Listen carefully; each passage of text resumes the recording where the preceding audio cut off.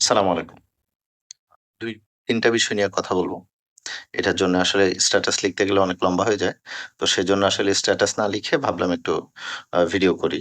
তো আমি জানি না আমার I'm not that kind of celebrity যে যার কথা অনেকে শুনবে, দরকার নাই ভাই। আমার যদি একজন শোনে সেটাই আমার সার্থকতা।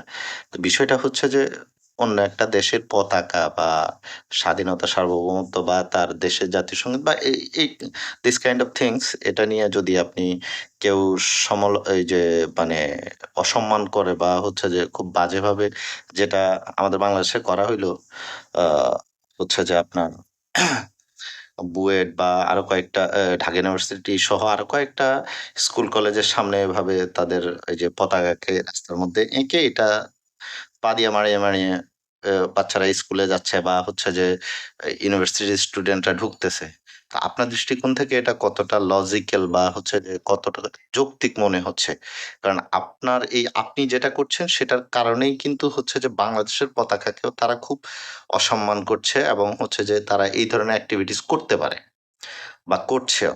যেটা এখনো হয়তো নিউজে আসেনি বা হয়তো আসবে। তো আপনি চিন্তা করেন আপনার জায়গা থেকে যে আপনি যেটা করছেন এটার পরিপ্রেক্ষিতেই তারা কিন্তু করল সেটা।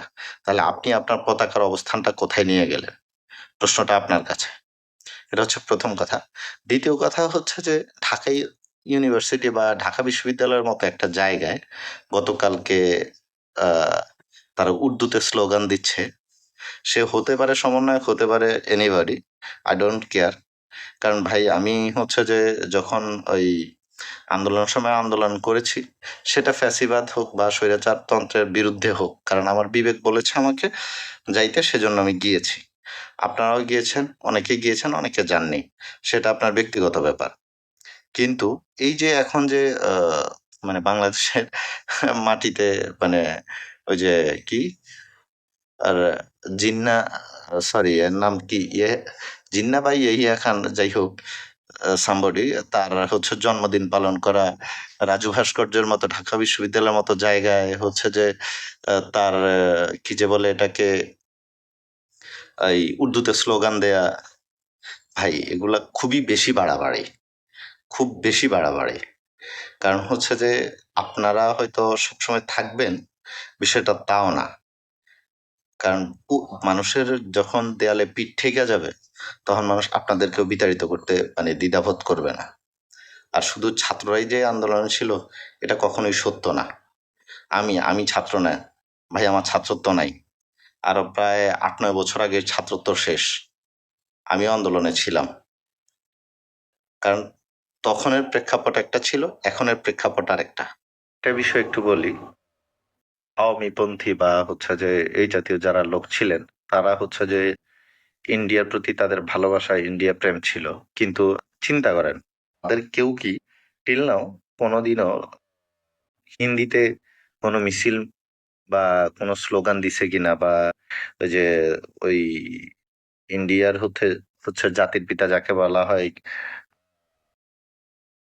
গান্ধীজি, তাকে নিয়ে কি তার কোনো জন্মদিন পালন করছে কিনা বা এই জাতীয় কিছু করছে কিনা?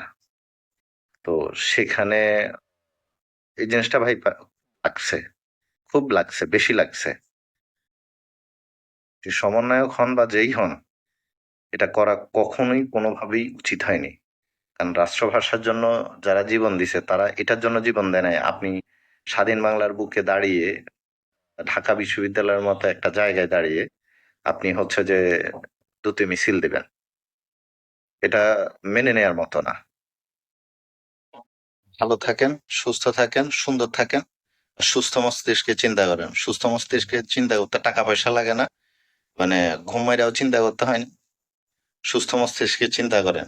এই জিনিসগুলো যে ঘটছে সেটা কতটা যৌক্তিক, কতটা প্রাসঙ্গিক এবং সেটা কি আপনি চিন্তা করেন আপনার ইথিক্স এর সাথে যায় কিনা? বাংলাদেশ রাষ্ট্রচিন্তার সাথে যায় কিনা? বাংলাদেশ স্বাধীন হয়েছে রাষ্ট্রভাষা হচ্ছে যে বাংলার জন্য যে আমাদের ভাষা শহীদরা জীবন দিয়েছে সেটার সাথে এটা এই বিষয়গুলো কতটা যায় সেটা খুব ভালোভাবে সূক্ষ্মভাবে চিন্তা করেন। চিন্তা করে এরপর হচ্ছে যে যেকোনো কথা বলবেন, মন্তব্য করবেন। Do anything. ঠিক আছে? চিন্তা করেন। মস্তিষ্ককে কাজে লাগান ভাই। সালামু আলাইকুম।